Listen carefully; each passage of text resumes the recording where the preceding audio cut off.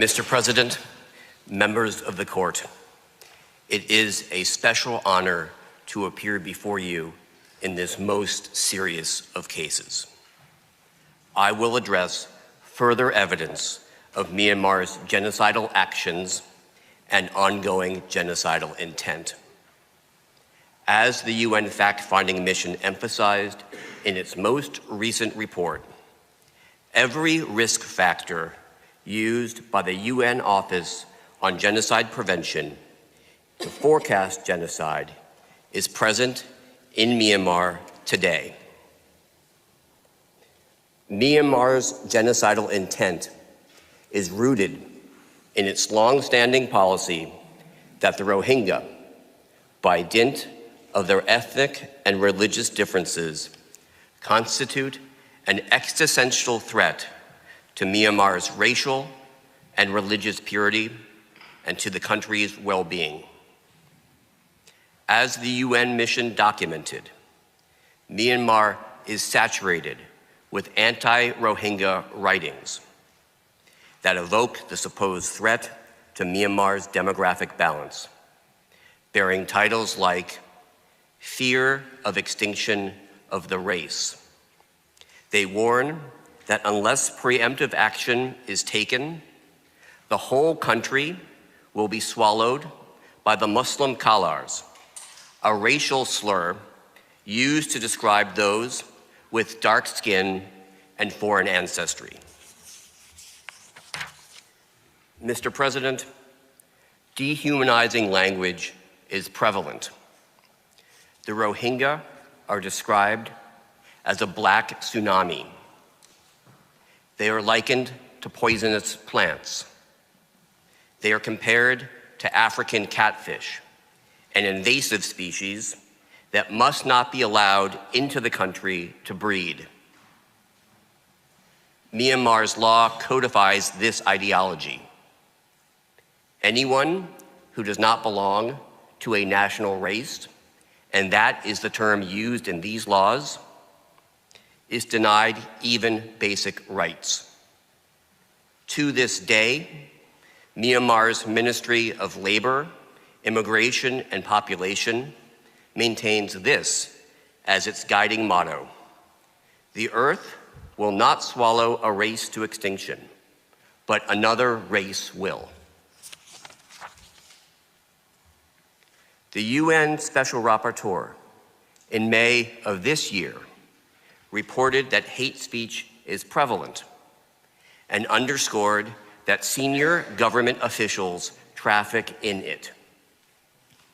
Both Facebook and Twitter have been compelled to suspend the account of the Commander-in-Chief of Myanmar's armed forces. Why? For engaging in hate speech. An academic study published earlier this year examined Myanmar's state media. It concluded that the state-owned press mirrors the extreme speech of nationalists and signals the state's approval. Mr. President, it is not only the Myanmar state that engages in hate speech. The government's actions have fostered an environment that is rife with extreme racist rhetoric. In August, the UN Special Rapporteur warned again that hate speech remains prolific. As the fact-finding mission concluded, the fact that Myanmar harbors genocidal intent is evidenced by its toleration for public rhetoric of hatred and contempt for the Rohingya. Investigative reporting by Reuters last year identified more than 1,000 examples of extreme hate speech posted on Facebook alone. Many refer to the Rohingya as Kalars. Others call them dogs, maggots, and rapists, suggest they be fed to pigs, and urge they be shot or exterminated. Here are some examples. Kill all the Kalars that you see in Myanmar. None of them should be left alive. If it's a Kalar, get rid of the whole race. Kalar dogs, the Bengalis, are killing and destroying our land, our water, and our ethnic people.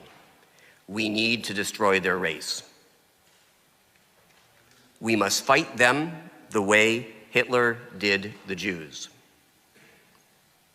Pour fuel and set fire so they can meet Allah faster.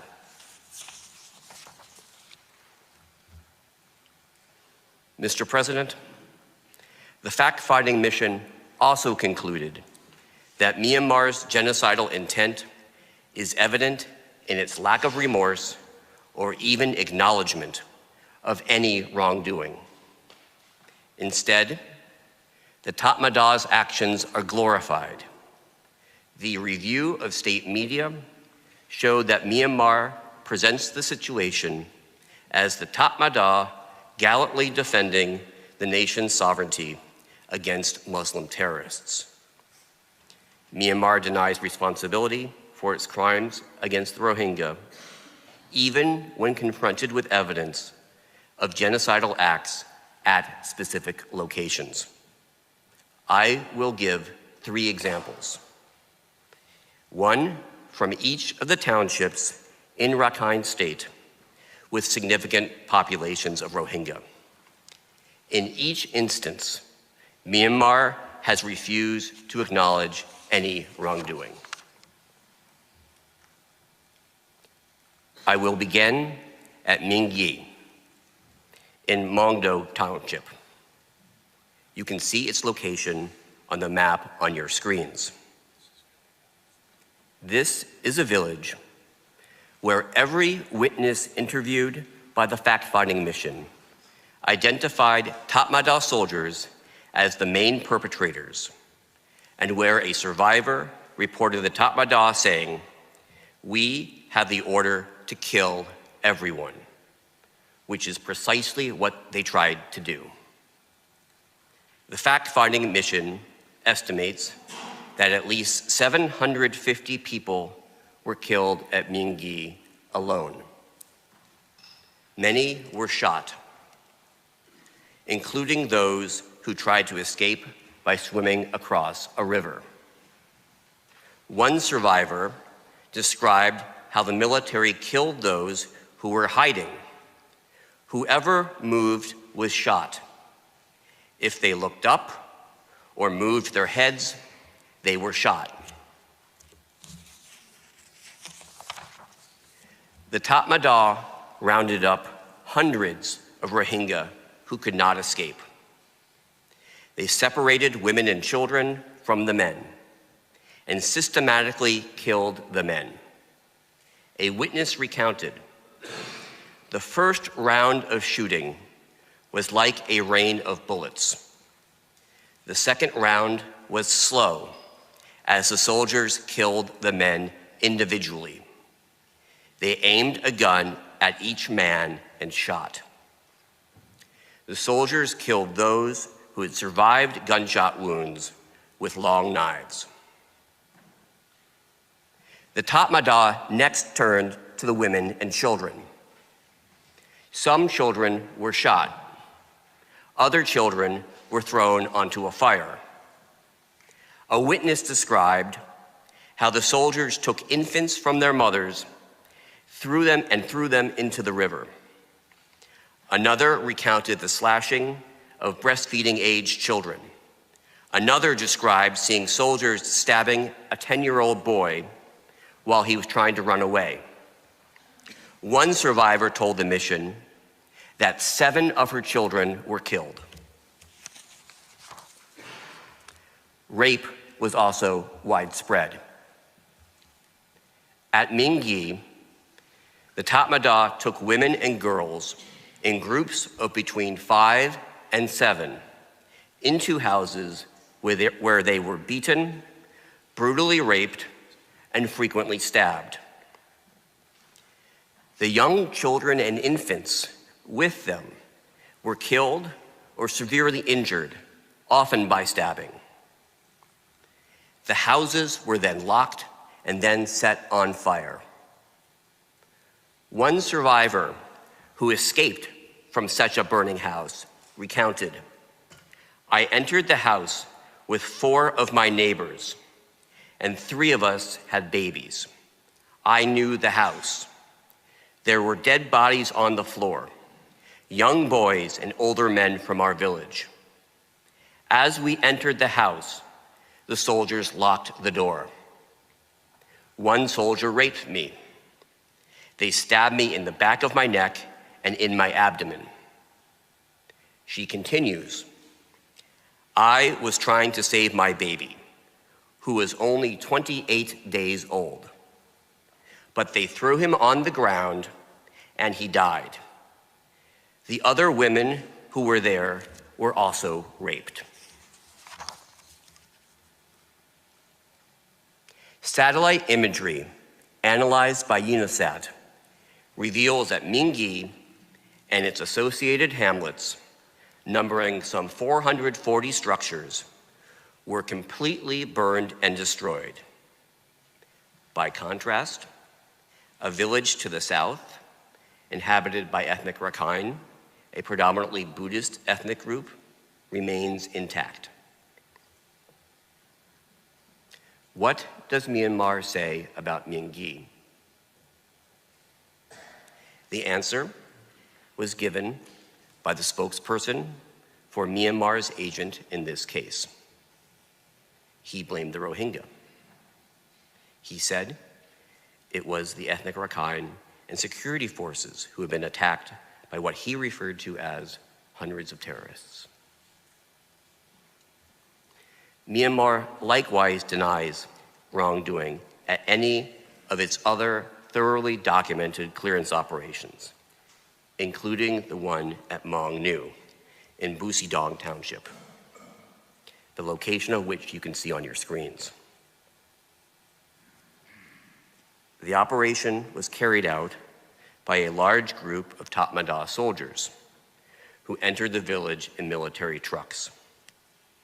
A witness recounted that many people were taken to the edge of the hillside and shot.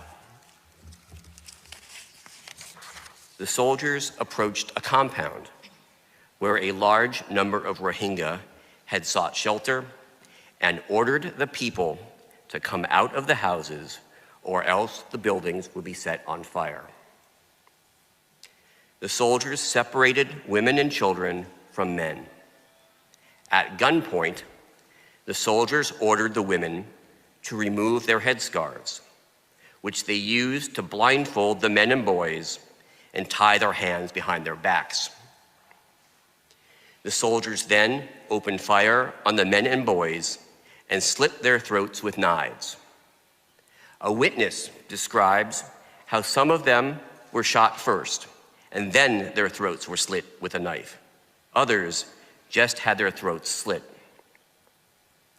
The Tatmadaw killed children in the courtyard. One witness recounted, "The soldiers killed the male members of my family. They shot them first and then slit their throats. The courtyard was full of blood. They killed my husband, my father-in-law, and my 2 nephews of 15 and 8 years old. They even killed the child in the same way." The fact-finding mission estimates that up to 100 people, mostly men and boys, were executed. 28 of the victims were under 18 years old. Women and girls were gang raped, killed, and mutilated. A victim described how 3 members of the military took me. One man held me down and pushed me to the ground.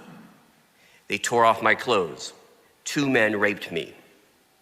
One witness saw a woman killed by being knifed in the vagina. UNISAT satellite imagery shows that Maung Nu and a neighboring Rohingya village were systematically burned over a period of several days. more than 320 structures were destroyed.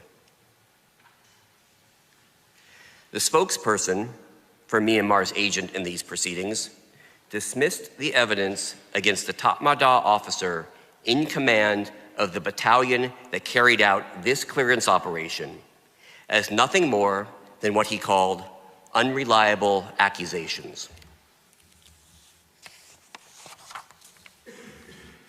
Myanmar has also refused to acknowledge responsibility for the clearance operation at Pyat Chin in Rasidong Township, which is now shown on your screens. The fact-finding mission determined that hundreds of Tatmadaw soldiers participated. After surrounding the village, they opened fire, shooting at villagers, including those who were fleeing. The perpetrators dragged people from houses and shot them at point-blank range. Others were killed by having their throats slit with large knives. One survivor recounted, "If people were not killed by the gunshots, they were slaughtered to make sure they were really dead." An elderly woman described being pulled from her house with her 70-year-old brother. "Soldiers used rifle butts to beat my brother on the head, and I saw his brains come out. I saw people being killed with long knives. The soldiers were also spraying bullets, and many people were injured and killed. Our village was full of dead bodies. I saw dozens of people killed. First, they shot the people, and then, if they were still alive and the body was moving, they used a machete to slaughter across the throat." The Tatmadaw set houses on fire, including those still occupied. Other victims were forced inside houses before they were intentionally set alight. In one house, between 6 and 7 men were forced inside. Those unable to escape were burned alive.